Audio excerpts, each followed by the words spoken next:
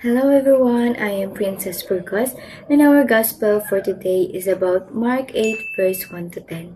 So ang ating pong gospel ngayon ay patungkol po sa pagpapakain ni Jesus sa 4,000 tao gamit lamang ang 2 peraso ng tinapay at ang isda. So ang aking pong refleksyon sa ating verse na ito ay ang Diyos po ay hindi niya po hahayaan na mawalan tayo.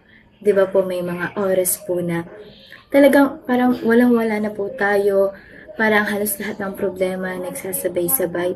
Lagi lang po natin iisipin na lagi po natin isa sa isip na ang Diyos ay nandyan lamang po.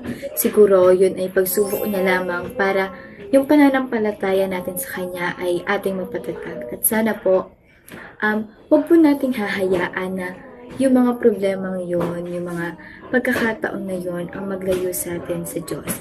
At higit po sa lahat, kung sakali man po na mawalan tayo, manalig lamang po tayo na hindi niya po hahayaan na mawalan tayo dahil anak niya po tayo. Kung yung 4,000 nga po na tao napakain niya, na bigyan niya ng pangangailangan, paano pa po kaya tayo?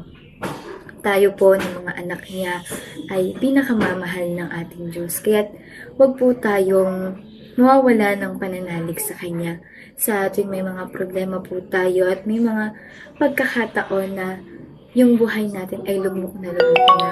Palagi lang po natin iisipin na meron tayong Diyos na lagi nandyan para sa atin. Handang tayong damayan, handa tayong bigyan.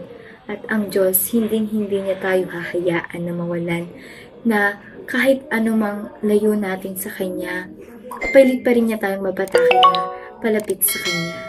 Kaya akin pong hinihikayat ang lahat na mag-subscribe po sa Facebook at YouTube channel.